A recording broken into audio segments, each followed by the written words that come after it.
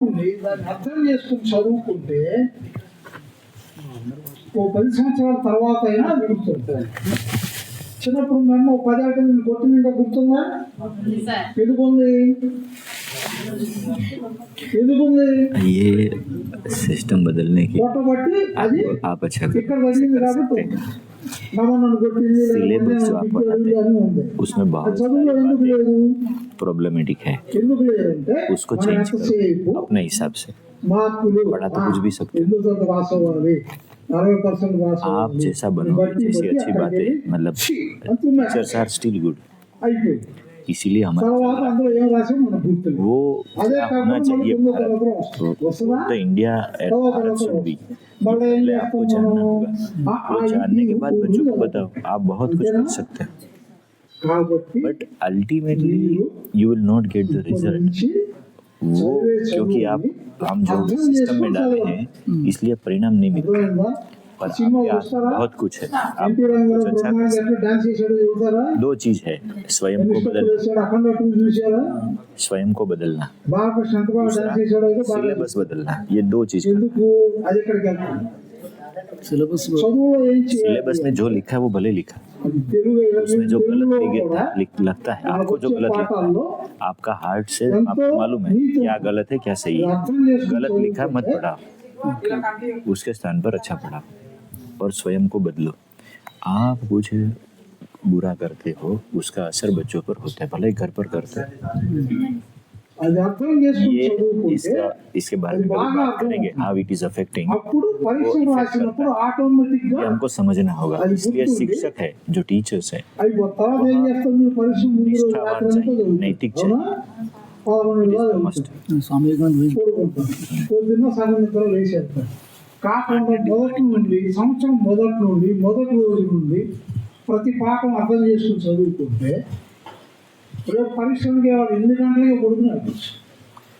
కాబట్టి చదువు విషయంలో మీరు ఎప్పుడైనా ఈ రోజు నుంచి అయినా తెలుగు సబ్జెక్ట్ అయినా, హిందీ అయినా, ఇంగ్లీష్ అయినా, భౌతిక శాస్త్రం అయినా, రసాయన శాస్త్రం అయినా, లెక్కలైనా, సాంఘిక శాస్త్రం అయినా, మహమ్మద్ గజనీ ఎన్నిసార్లు భారతదేశం మీద పోటీ చేసి యుద్ధం చేసి పారిపోయాడు?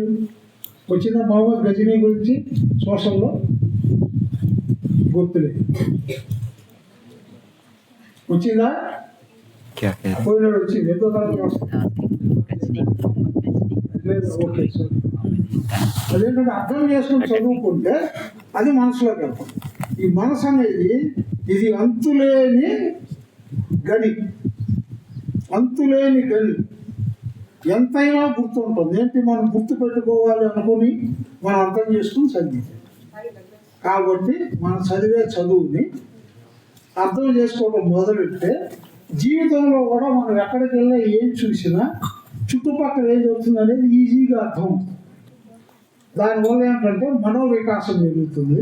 కాబట్టి మనం ఏం చేయాలనుకునేది మనకి బాగా తెలుస్తుంది.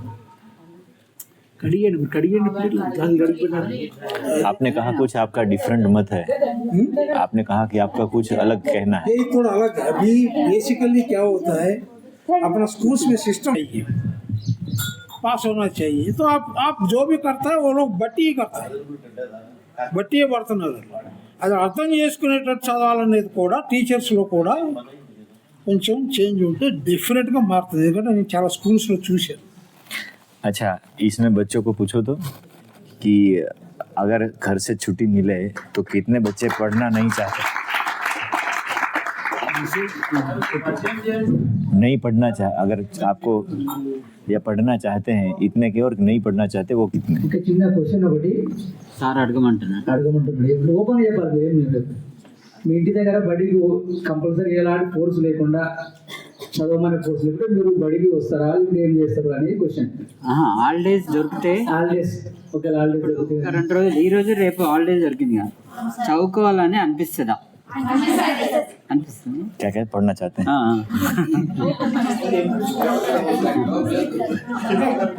वो इसलिए होता है कि दे हैव ए टारगेट पास होने का ही वो लोग भर्ती करने का अनिपिस्तुदी, बट वो समझने का नहीं अनिपिस्तुदी. ఓకే, అదొక ఆప్షనే కానీ అన్ని అదే ఉండదు. నా పేరు కన్నా నేను టీచర్ సార్ मेरे इंदा का आप इतना समय भाषण लिया ना हमको सब लोगों को अच्छा समझ में आया मगर एक डाउट ऐसे ही हुआ क्योंकि आप ये मानव जन्म क्यों लिया ये सवाल आपने मन में आ गया इनको जवाब नहीं मिला आपका जीवन का आपका जन्म क्यों लिया आप समझा नहीं आप कैसे समझे बोले तो हम भी समझना इजी होता और वैसे हम भी यही रास्ता पे जाने के लिए सोचता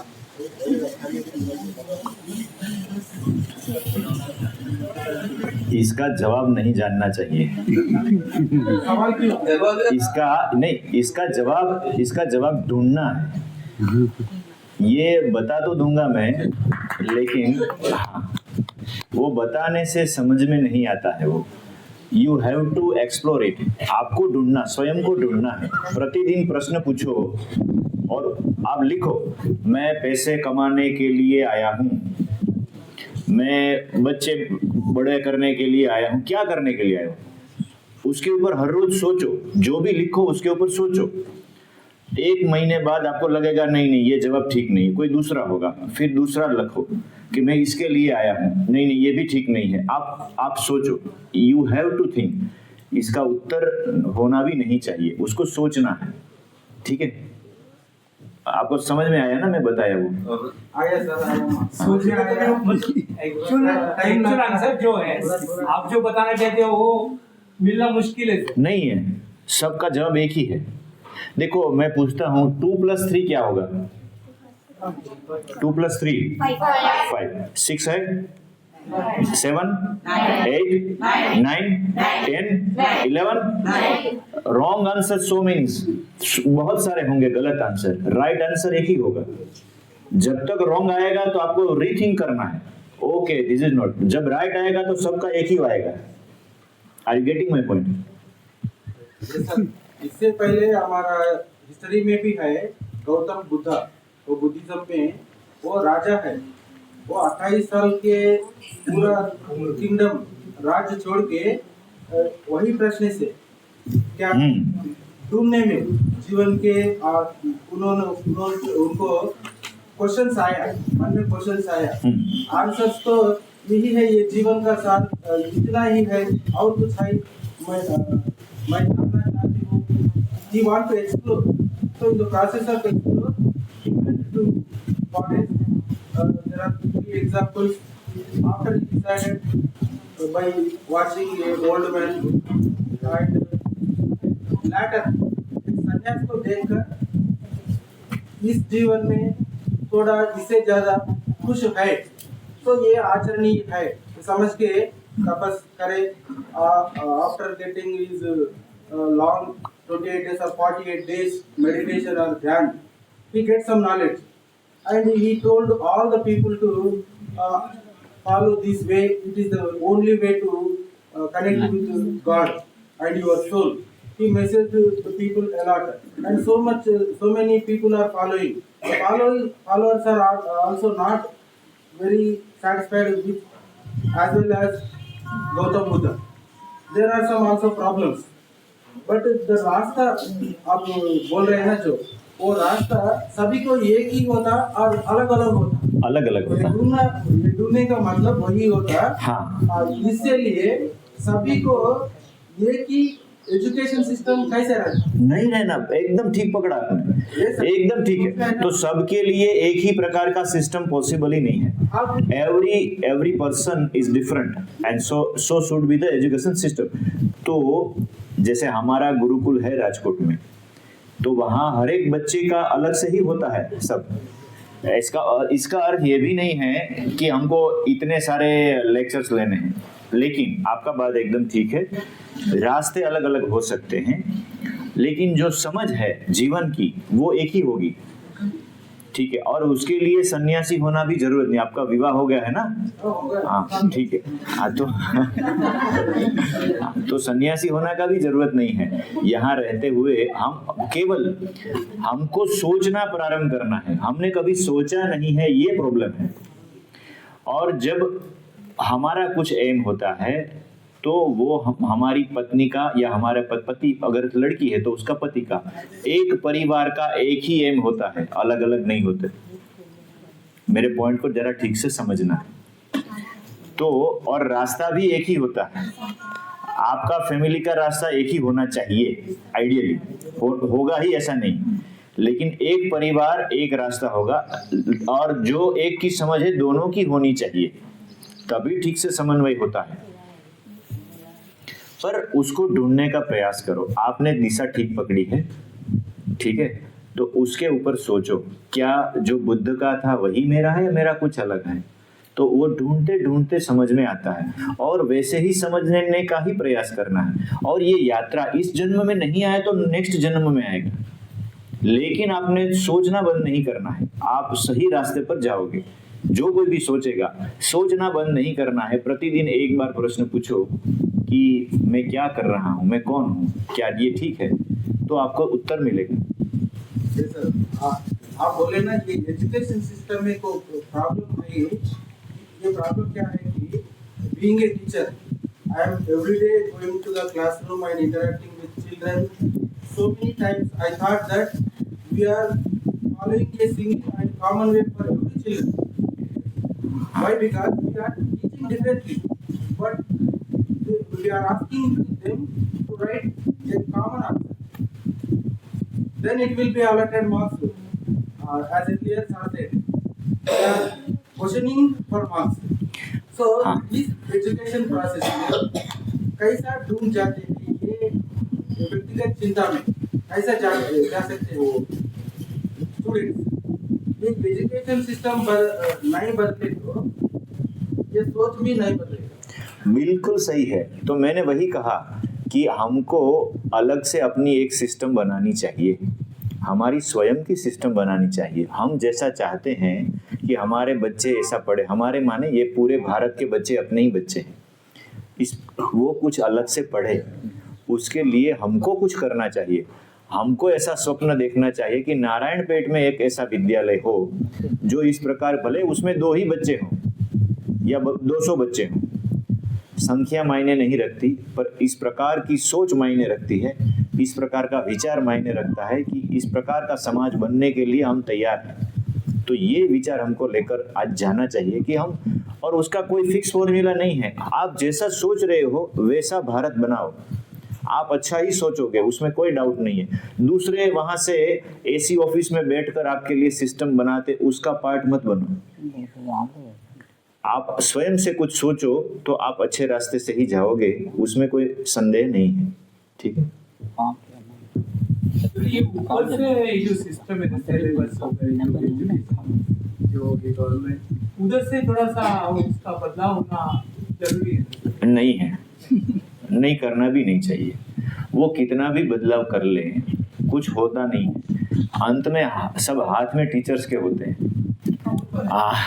और देखिए, ये अभी करूँगा एक्सप्लेन, मैं तो कर सकता हूँ। शासन जैसे ही बदलेगा आपका सिलेबस बदल जाएगा। आप पूरे भारत में नहीं, पूरे वर्ल्ड में देख लीजिए।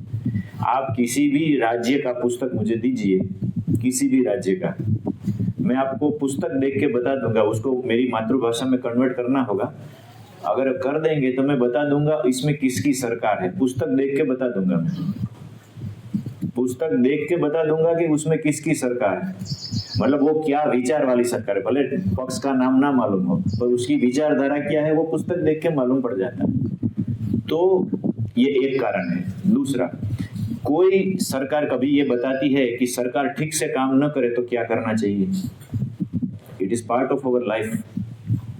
पर आपने कभी ये सोचा कि क्या कभी हमको ऐसा सिखाया जाता है कि अगर व्यवस्था ठीक नहीं है तो उसको ठीक कैसे किया जाए? वो क्यों सिखाएंगे आपको? थर्ड थिंग, और सबसे बड़ी चीज जो है शिक्षा है, वो शासन से ऊपर है। सबसे ऊपर धर्म है।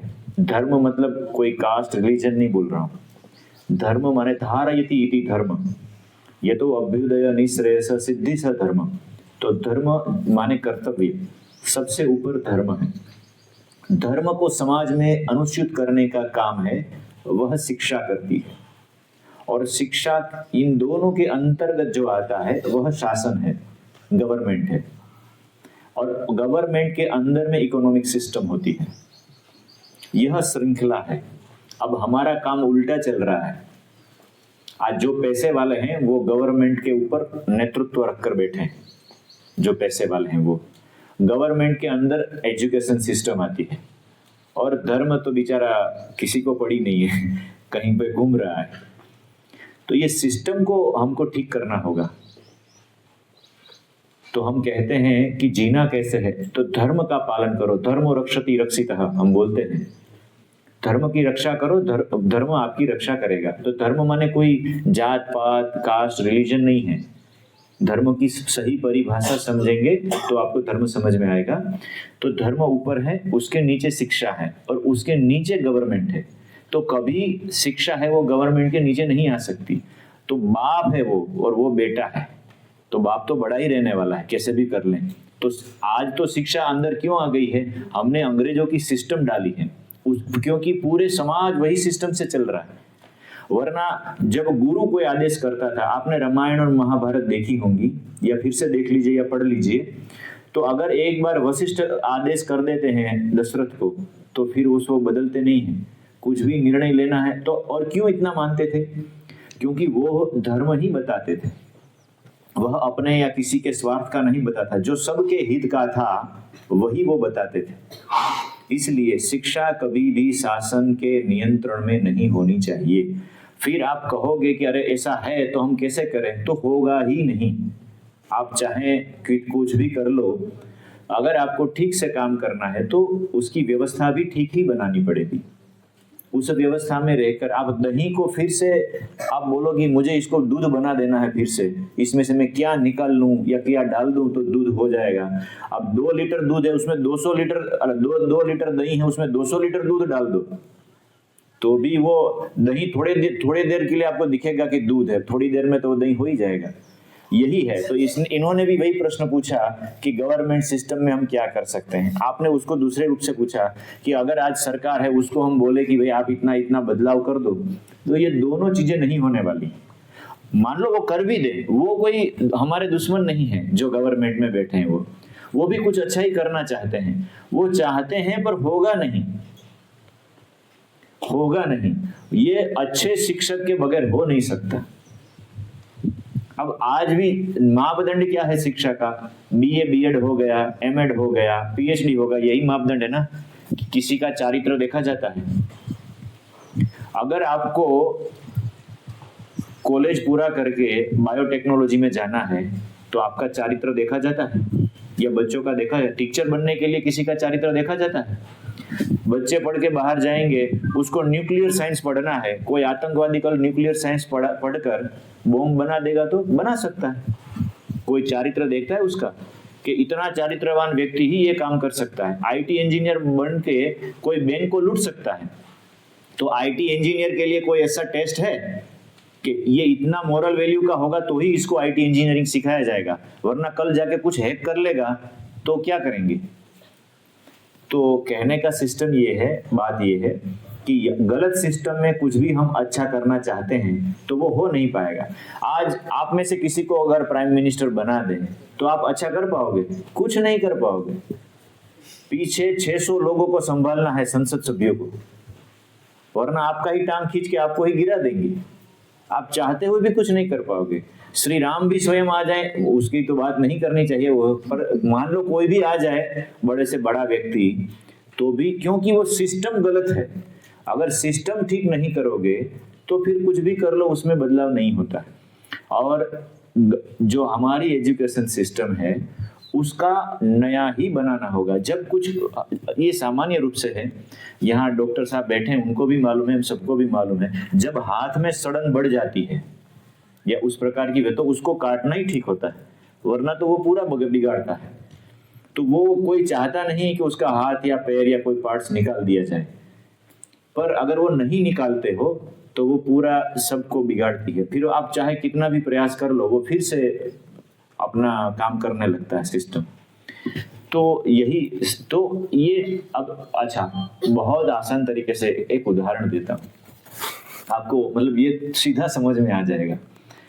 घर पर जब माँ भोजन बनाती है और अच्छा बनाती है, माँ बनाए, बीवी बनाए, जो भी बनाए, तो आप उसको एक बार अच्छा भोजन बनाए तो बोलो आज तुमने भोजन अच्छा बनाया, ये लो 500 रुपए, या बोलो ये लो 5,000 रुपए, या बोलो ये लो 5 लाख रुपए, तो आपको क्या रिस्पॉन्स आएगा?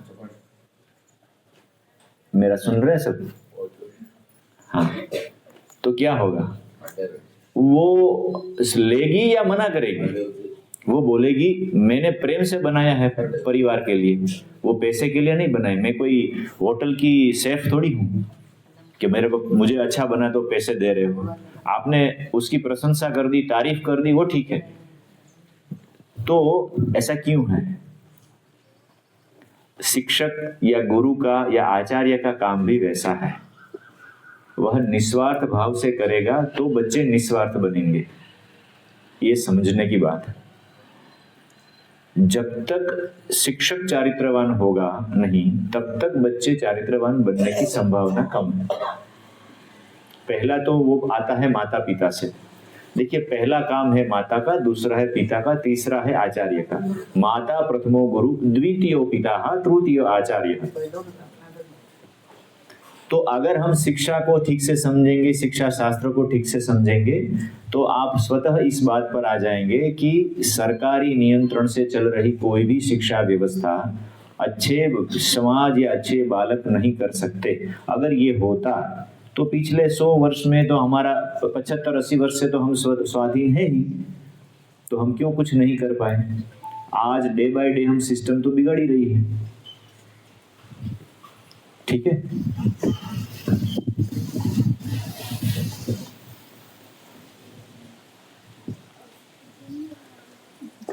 आप लोगों को कुछ नहीं पूछना। అదే లక్ష్యం ఏ విధంగా కనుక్కోవచ్చు ఇది అడగడం కంటే మనం జీవనం సాగించి దాంట్లో తెలుసుకోవడమే మంచిగా ఉంటుంది. అదే మంచి విధానం. దాని ఆన్సర్ మనం తెలుసుకోవడం కంటే అంటే జస్ట్ నా స్టోరీ ఒకటి చిన్నగా చెప్దామని అనుకుంటున్నా. గ్యాప్లో బేసికల్గా అంటే జర్నీ ఎట్లా స్టార్ట్ అయిందంటే, మేము కామన్ మామూలు స్కూల్లోనే చదవడం ఇటువంటివన్నీ జరిగినాయి. తర్వాత కొంచెం పెద్ద అయిన తర్వాత ఇంట్లో అందరినీ చూడడం, అమ్మమ్మల్ని చూడడం, తాతల్ని చూడడం, ఇవన్నీ కూడా జరుగుతూ ఉండే. సో మా ఇంట్లో అమ్మమ్మ ఉండింది. ఆమెకి ఒక ఓవేరియన్ ట్యూమర్, కడుపు కంటి ఉండేది అన్నట్టు, బాగా పెద్దగా. ఆమె ఒక 10 సంవత్సరాలు ఆ కడుపు కత్తి ఇంత పెద్ద పెట్టుకొని తిరుగుతూ ఉండే, పనులన్నీ చేస్తూ ఉండే, మొత్తం ఇంటికి కావాల్సిన డబ్బులన్నీ ఆమెనే సంపాదిస్తుండే. అంటే ఆమె లేకపోతే ఇల్లు కూడా గడవకపోతుండే. కొన్నిసార్లు ఆమె కూడా చేస్తుండే, కానీ ఒక్కొక్కసారి ఆమె పని చేయకపోతే ఇల్లు గడవకపోతుండే. ఆమె ఇక అందరూ మా అమ్మ చూసి వాళ్ళని అమ్మమ్మని ఆపరేషన్ చేయించాలా అని చెప్పేసి హాస్పిటల్లో అడ్మిట్ చేస్తే, ఆమె దగ్గర ఒక 5 times ఆపరేషన్ రేపు ఉందంటే ఈరోజు పారిపోయి ఇంటికి వస్తుండే. ఏం ఆపరేషన్ అంటే అప్పుడంటే, ఇప్పుడంటే ఆపరేషన్ అంటే కామన్ అయిపోయింది, అందరూ కూడా ఆపరేషన్ చేసుకుంటున్నారు. అప్పుడు హాస్పిటల్ పోవాలంటే పెద్ద క్వశ్చన్ మార్క్. దానిలో ఆపరేషన్ అంటే ఆమె మొదలే భయపడి ఆ రోజు పారిపోయి వచ్చేస్తుంది. అయితే మాకు కొంచెం తెలివి వచ్చిన తర్వాత, అరే ఈమె మనకి ఇప్పుడే అందరికీ డబ్బులు సంపాదించి ఇస్తుంది, ఆమె ఉంటే మనం ఇంకా సంతోషంగా ఉంటున్నాం, ఆమె హెల్తీగా అయితే ఇంకా మంచిగా ఉంటామని చెప్పేసి ఫోర్స్ఫుల్గా అడ్మిట్ చేసినాం ఉస్మానియా హాస్పిటల్లో. ఫోర్స్ఫుల్గా అడ్మిట్ చేసేసి ఆపరేషన్ రేపు ఉందంటే ఇక ఈరోజు పారిపోతుందని తెలిసి ఆ రోజు అందరం ఉండి ఆపి అక్కడ ఆపరేషన్ చేయించాం. మళ్ళీ రోజు ఆమె లేదు, ఆపరేషన్ అయిపోయింది, ఆమె లేదు. అప్పుడు మాకు అనిపించింది, అంటే జర్నీలో ఎట్లైనా చేసి మేము అయితే డాక్టర్ కావాలా, అందరినీ హెల్తీగా చూడాలా, మా అమ్మమ్మని ఎట్లా కోల్పోయినానో ఇంకా వేరే అమ్మమ్మలు అట్లా కోల్పోవద్దు అని చెప్పేసి డాక్టర్ కావడం జరిగింది. సరే, నిజంగా డాక్టర్ అయినాం, చదువుకొని నిజంగా డాక్టర్ అయినాం. కానీ చూస్తూ ఉంటే రోగాలు తగ్గుతున్నాయా? నేను నారాయణపేటకి వచ్చిన అనుకొని ఇక్కడ అన్ని రోగాలు తగ్గిద్దామని వచ్చిన, కానీ నారాయణపేటలో మెడికల్ కాలేజ్ వస్తుంది, ఫార్మసీ షాప్స్ వస్తున్నాయి, ఇంకా రోగాలు పెరుగుతున్నాయి. ఒకప్పుడు పేషెంట్లు 20 ఉంటే ఇప్పుడు 100 అయిపోయింది, ఇంకా టైం దొరుకుతలేదు. సో మళ్ళీ అగైన్ మన లైఫ్ క్వశ్చన్ ఇంకొకటి, అరే ఎక్కడ మనం డాక్టర్ అయినాం కానీ తగ్గలేదు ఎందుకు, ఆ, దీని విధానం ఇంకెక్కడ ఉంది అని మొత్తం సెర్చ్ చేస్తూ ఉంటే మంచి ఫుడ్లోనే ఆరోగ్యం ఉందని తెలుసుకున్నాను. మంచి ఫుడ్లో ఆరోగ్యం ఉందని తెలుసుకున్నాక నెక్స్ట్ ఏంటి, పొలం ఉందా, మన ఆయన ఏమి ఇవ్వలేదు. మళ్ళీ చిన్నగా కొంచెం పొలం కొన్నాం. ఇక్కడ చెట్టు ఉందా, అది కూడా లేదు. 8 సంవత్సరాల క్రితం మీకు స్టోరీ చెప్పినా కదా, ఇక్కడ ఒక చెట్టు లేదు. సరే మరి నిజమైన ఫుడ్ మందులు లేకుండా తయారు చేస్తే అది ఆరోగ్యం అనేది తెలిసింది. దాని తర్వాత చిన్న ఒక్కొక్క చెట్టు ఇట్లా పెడితే ఈరోజు మనం అందరం వచ్చి చూసి ఈ ఫారెస్ట్ని మనం చూస్తూ ఉన్నాం. సరే దీంట్లో ఆరోగ్యం ఉందా అంటే మీ అందరికి ఉందో లేదో కానీ నాకైతే 100% ఆరోగ్యం ఉంది. 100% కరెక్ట్ 15 ఏళ్ళ నుంచి నేను ఒక్క టాబ్లెట్ కూడా వేసుకోలేదు. ఈరోజు ఇంకో ఎగ్జాంపుల్ కూడా, మన మిత్రుడు ఇక్కడ రామ్నాథ్ అని ఇక్కడ మాట్లాడింది కదా సార్, ఆయన తన ఆరోగ్యం గురించి నా దగ్గరికి వచ్చింది. నేను ఆయనకి ఫోన్లో కనెక్ట్ అయినా, మందులు అయితే మీరు ఇంతవరకు రావాల్సిన అవసరం లేదు, మందులు లేకుండా ఆరోగ్యం కావాలనుకుంటే రండి అంటే ఆయన విజయవాడ నుంచి 8 నెలలు ఆలోచించి ఇక్కడ రావాలన్నా లేదా అనే టైం వీలైనప్పుడు ఆలోచించి ఇక్కడికి వచ్చింది. కానీ ఈరోజు వచ్చిన తర్వాత ఆయన ఫలితం దొరికిందా అంటే 100% దొరికింది. ఎట్లా అంటే ఆయన వచ్చినప్పుడు 121 కిలోలు, ఇక్కడికి వచ్చి కరెక్ట్ 12 రోజులు అవుతుంది. ఈరోజు ఎంత తగ్గింది అని అంటే మళ్ళీ మీరు ఆయన అడగొచ్చు. కరెక్ట్ 11 కిలోలు తగ్గింది. ఈరోజు 110 కిలోలు ఉన్నాడు. 111.5 ఎగ్జాక్ట్లీ కరెక్ట్. అంటే దాంట్లో చేంజ్ కూడా వద్దండి, అంటే మీకు ఏమైనా చెప్తే వాస్తవం కావాలి. రైట్, 111 అంటే దగ్గర దగ్గర 10 కిలోలు తగ్గిండు. గత 11.5 కిలోలు గత 10-12 రోజుల్లో. మరి ఏమైనా మందులు వాడినరా? ఆయన ఇది సాధించడానికి నేను జస్ట్ చెప్పిన వారం రోజులు ఉపవాసం ఉన్నాడు. వారం రోజులు. మనము ఒక 2 గంటలు ఉపవాసం ఉంటామా? రేపు ఏకాదశి 2 గంటలు ఉపవాసం ఉండండి మీరు.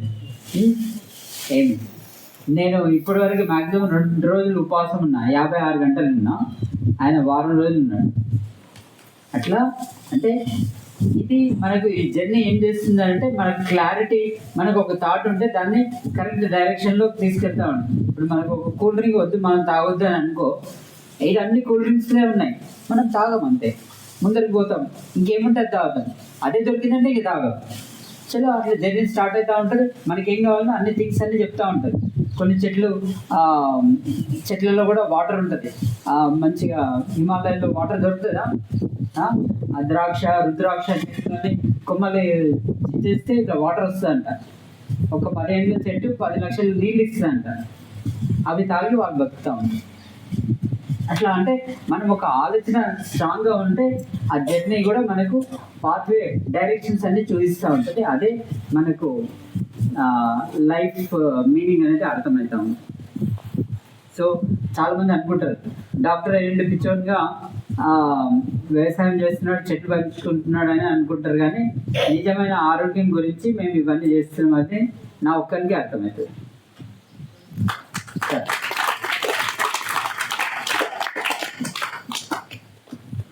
అది నా లైఫ్ డ్రీమ్. అడిగండి ఏమైనా క్వశ్చన్స్ పిల్లలు, ఏదైనా మీకు డౌట్, విద్యా వ్యవస్థ చదువుకోవడం వల్ల మీకు ఏం డౌట్ వస్తే అట్లా ఏమన్నా అసలు ఈ మాట చెప్పకుండా అడగాలి. ఓపెన్ ఏదైనా పర్లేదు. ఏమనిపించింది ఏం లేదు, ఎందుకు అడగడానికి అలవాటు చేసుకోవాలి. అలా మాట్లాడు అన్నా, ఇప్పుడు చెప్పండి అడగండి. ठीक है.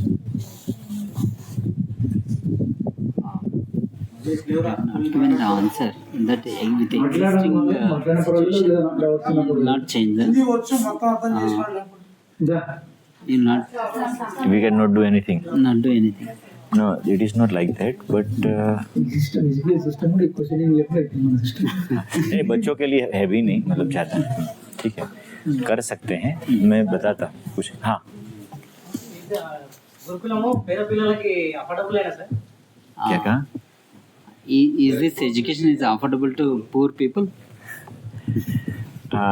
मैंने पहले ही कहा, जो सही शिक्षा व्यवस्था है वह सबके लिए निःशुल्क होगी, free of cost for everyone. If it is there, then it must be that free of cost.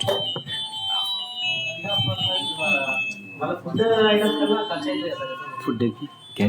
No, at least food Maintenance, government maintenance charge.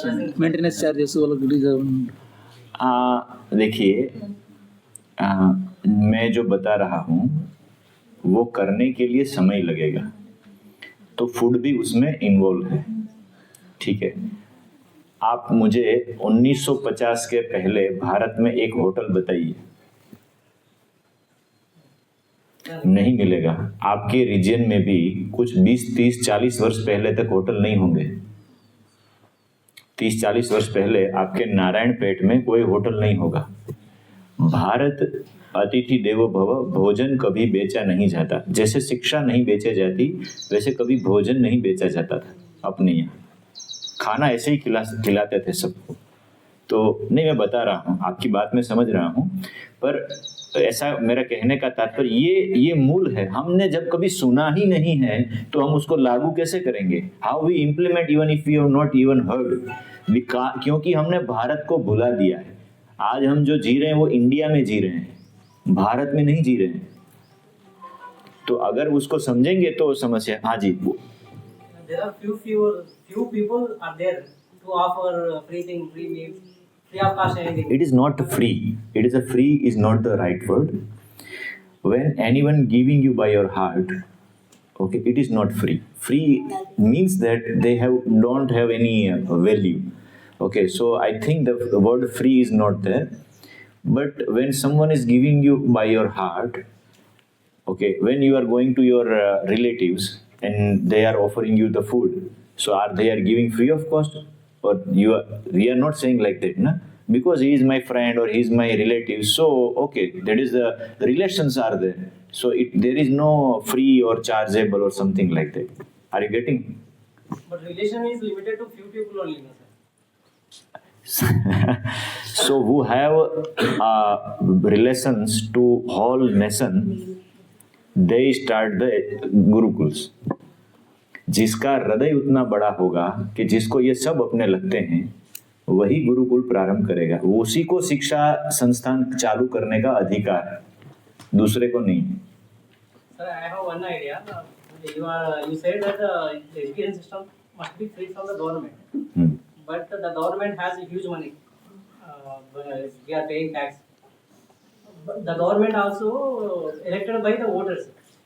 If all voters demand to implement this type of education system, why don't the government implement that system? If we observe the Philippines, sir, for example, Philippines, there are other countries, Philippines, China, Germany, they are implementing this type of education system. And Which type of education system? they implementing the morals, ethics. If you observe China, sir. अरे मेरे भाई, moral और ethics कभी school से नहीं आ सकते. I will bet you for that. क्योंकि अगर ऐसा आ जाता तो सब लोग बदल जाते. ये कितने बाबा लोग हैं, साधु लोग बोलते रहते हैं, फिर भी हम सुधरते हैं. तो कोई स्कूल से कैसे सुधर जाएंगे? उसके लिए चरित्रवान व्यक्ति चाहिए. ठीक है, तो वो नहीं है. ठीक है, वो आपका सवाल. पर चीन या बाकी के फिलीपाइंस, वो देशों में भी वो ये जो पढ़ रहे हैं उसको थोड़ा अच्छा कर रहे हैं. ठीक है, बाय रूल्स एंड रेगुलेशंस. पर उससे व्यक्तित्व निर्माण नहीं होता है. इसको समझने की आवश्यकता है. जब आप स्कूल का टाइम रखोगे 7 बजे आपको आना है, तो सब बच्चे पहले उठेंगे. लेकिन अगर जब छुट्टी होगी तब कितने बजे उठते हैं? This is more important. मेरी बात समझ में आ रही है? तो ऐसा उसको गिना नहीं जा सकता कि उससे एजुकेशन सिस्टम अच्छा बन गया. सो चाइना या फिलीपाइंस या जो भी देश हैं, वह रूल्स के कारण से उसको ऐसा स्ट्रिक्ट बना रहे हैं कि आपको दिखता ही करे भैया तो बहुत अच्छा है. ओके, पर नियम है वो केवल कुछ दायरे में ही उसका काम करेंगे. वो भी अच्छे हैं, उसका मना नहीं है, लेकिन उसकी एक मर्यादा में ही वो काम कर सकते हैं. वो व्यक्तित्व का निर्माण नहीं कर सकते. और कुछ पूछना चाहते हैं तो पूछ सकते हैं, बेफिक्र होके। It will be difficult for us to teach each individual separately. नहीं, हर एक को इंडिविजुअल नहीं सिखाना है। Then each individual's mindset is different, sir.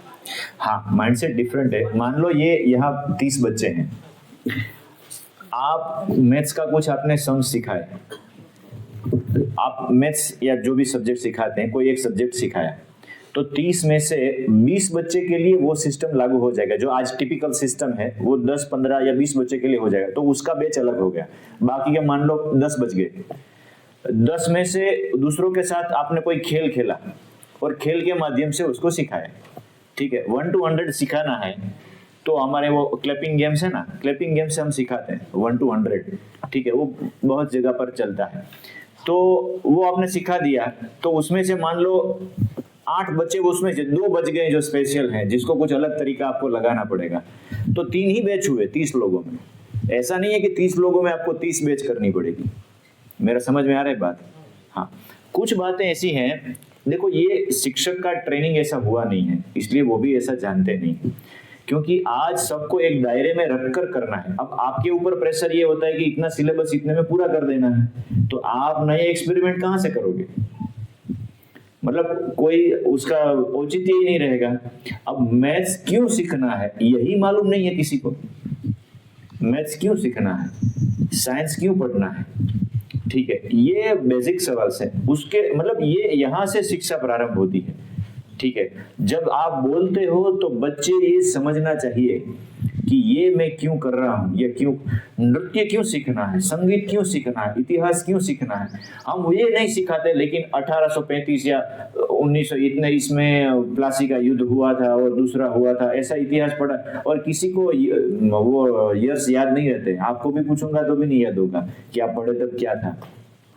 तो मेरा कहने का, हम क्या याद रखते हैं, बरोबर, वो सब बातें होती हैं जो हमको अच्छे से बच्चों को सिखानी है, ठीक है। तो वो शिक्षा शास्त्र का विषय हो गया, ठीक है। So is Google system will make good India? Definitely. अगर वो नहीं कर रहा है तो गुरुकुल भी अपना काम का नहीं है।